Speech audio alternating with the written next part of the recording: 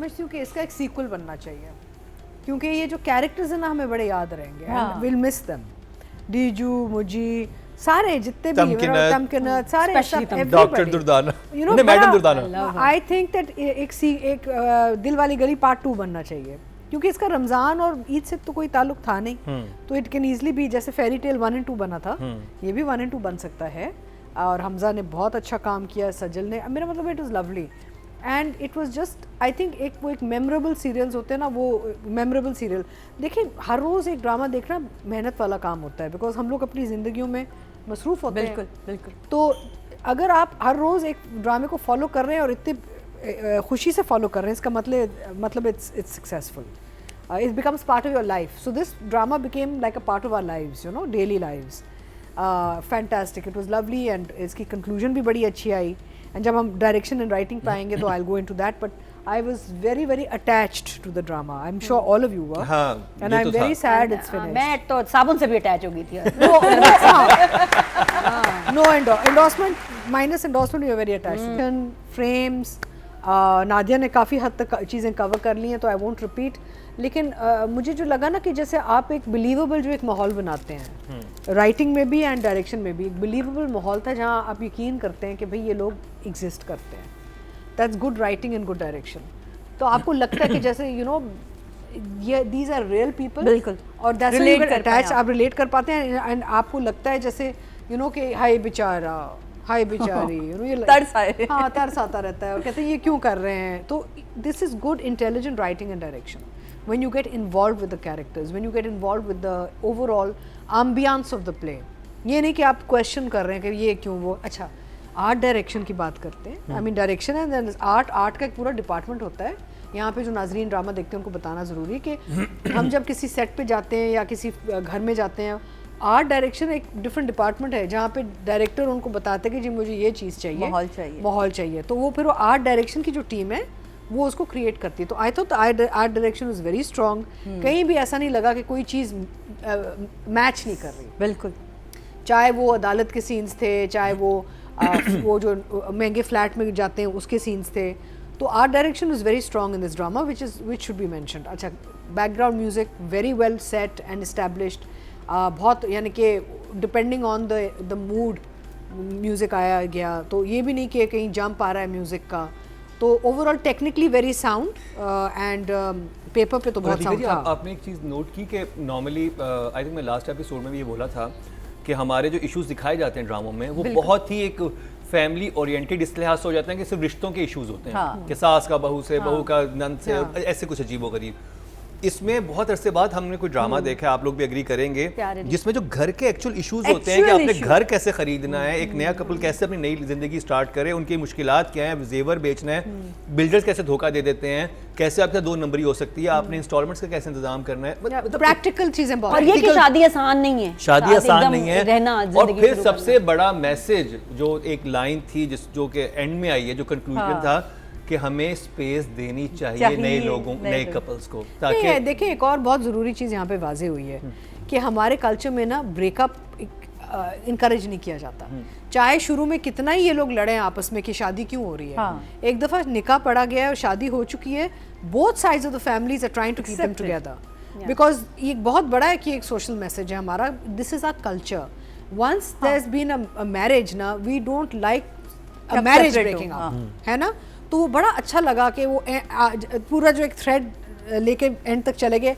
वो भी माँ जो स्कूल टीचर माँ जो बिल्कुल ही यानी कि अकड़ू एंड के नहीं ये क्या, वो भी बेचारी पिघल गई एंड में कि सबा फैसल ने जो इतना अच्छा रोल किया उन्होंने, पिघल गई कि नहीं मेरे बच्चे का घर नहीं टूटना चाहिए, no. So I think that message is a very big message, how we try and keep the family unit together, and that is who we are culturally also. उसके अलावा टेक्निकली ऑफ कोर्स जो drone shot का जो था, अच्छा symbolically बड़ा अच्छा था क्योंकि वो जो डीजू और मुजी का जो एक लास्ट सीन था जहाँ पे वो सारे वो एकदम से हंसते हैं, मुस्कुराते हैं, खुश होते हैं, फाइनली सुकून में आए हुए हैं क्योंकि the families have accepted them. वहाँ से वो सीन से जो वो ट्रैक आउट होता है और फिर वो पूरी बिल्डिंग दिखाई जाती है। डांस कितना अच्छा किया। It was but that whole thing of the building being shown and all symbolically was fantastic because obviously आगे जाके उन्होंने आबाद होना इस बिल्डिंग के अंदर अपने घर में ना। अच्छा, एक और चीज़ यहाँ पे बड़ी ज़रूरी कहने की जो कम्युनिटी दिखाई है जब वो लड़ रहे हैं वो बिल्डर के साथ जब लड़ रहे हैं, तो वो जो कम्युनिटी दिखाई वो भी बड़ी अच्छी तरीके से की गई, क्योंकि ये नहीं कि आप तंग आ गए थे या यू गॉट इन्वॉल्व, बहुत थोड़े अरसे के लिए वो कैरेक्टर्स आए हैं लेकिन you got involve in those characters, you know, वो जो बुजुर्ग साहब थे। और डीजू जैसे स्टैंड लेती है, वो कहती है कि मुझे अकेले ब्राइब ना करें, ये देखे वो बहुत। वो खातून जो फ्रॉड भी कर रही है वो भी 2-3 सीन के लिए आई है, लेकिन आप उनमें भी इन्वॉल्व हो गए, है ना? so unpredictable, but it is so like it is done so well कि अगर एक सीन के लिए भी कैरेक्टर आया ना, आपने एक्सेप्ट कर लिया उसे। सो कम्युनिटी को दिखाना आसान काम नहीं होता है। एक तो पहले आपको एक्स्ट्रा मिलते हैं, आप कहते हैं वो गॉड सपोर्ट कैरेक्टर्स, और कास्टिंग भी सपोर्ट कैरेक्टर था इस ड्रामे में, टू मच नहीं, एंड हर एक्टर कमाल था, कमाल। और अतीका जी वो मैं सोच रहा था जब ये, क्योंकि एक मुझी का इंटरनल ट्रॉमा था टुवर्ड्स हिज फैमिली, कि उसकी माँ ने किसी बच्ची को निकाला था फीस ना देने पर, बच्ची बहुत ब्रिलियंट थी, और मैं सोच रहा था कि कैसे सॉल्व होगा। और जब वो कहती है ना कि तमकीनत कहती है कि हमने जो नई स्कॉलरशिप दी है उन बच्चों के लिए, 6 बच्चों के लिए, और वो अजरा के नाम, दैट वाज सम। अच्छा, ये सबकी जिंदगी सेटल हुई है, सबने कुछ सीखा है। हाँ नहीं वो तो है, बट जो मुझे बहुत मजा है वो अनवर भाई का लास्ट जो एक्सप्रेशन था कोर्ट रूम में, वो जो ये बिल्कुल like you know jaw drop, it was so cute, but I think overall lovely court scenes, the climax, बहुत मज़ा। अच्छा, अगर सीक्वल देखिए, अगर ज़फ़र मिराज साहब मेरी ये बात सुन रहे हैं, अगर आप सीक्वल लिखें तो ये कहाँ जा सकता है? आई एम थिंकिंग कि आगे हम दिखा सकते हैं कि वो सेटल हो गया, उनके बच्चे होने वाले हैं, वो बच्चों के साथ क्या होगा, फिर वो जो सेकंड फेज आता है, दिल वाली गली में powered by Atika auto, second वाला जो फेज होता है ना, सेकंड फेज होता है of marriage, when you start your own family, it could become such a beautiful story. क्योंकि जब बच्चे आते हैं वो अलग ही जिंदगी के लिए, मैं तो कहती हूं तुम अपना स्पॉट ले लो, उसमें क्या ड्रामा का ऐड ले लो, हम चलेंगे। तो आई लवली, सो 10-10 दिस ड्रामा। अच्छा, मैं आपके 10-10 के बाद एक मेरा सवाल होगा आप तीनों से, लेकिन पहले आप दे दें, फिर मैं डायरेक्शन में वो मैं सवाल उठाऊंगा। मस्त मलंग, वहाँ पे टोटली पोलर ऑपोजिट एक कैरेक्टर वो कर रही हैं, but here I just love that character, the way she is done it.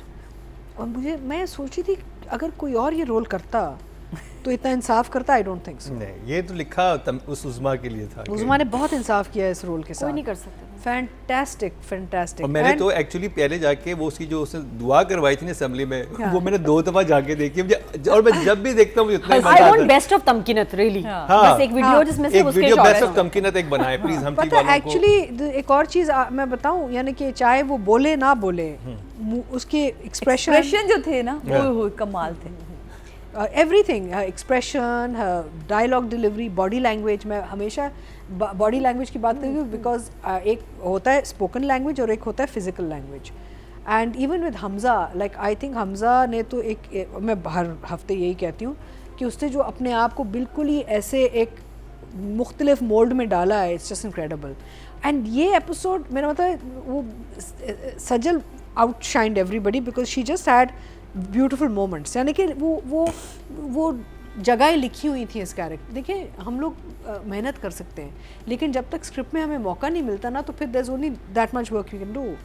यहाँ पे डीजू मुझी दोनों को जगहें मिली हुई थी काम दिखाने के लिए, and everybody, whether it was Munazza Arif, whether it was Saba Faisal, Saqib, everybody was just Saqib ने बहुत अच्छी परफॉर्मेंस दी। आप तो टू गुड इतना सजा, इनकी भी केमिस्ट्री कमाल थी।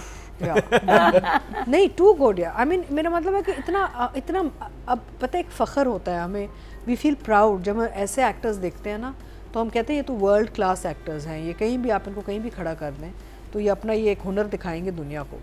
और I feel so proud seeing these people, because मुझे लगता है जैसे वाह क्या बात है, हमारे लोगों के अंदर इतना टैलेंट है, और जब वो स्क्रीन में आके एक बेजान चीज़ जो एक स्क्रिप्ट पे लिखी हुई होती है उस पर जब जान डालते हैं और मेमोरेबल वो आपको एक परफॉर्मेंस देके और कैरेक्टर देके छोड़ देते हैं, तो क्या बात है। So but coming to Hamza and Sajal and the whole cast, I would say everybody was a 10।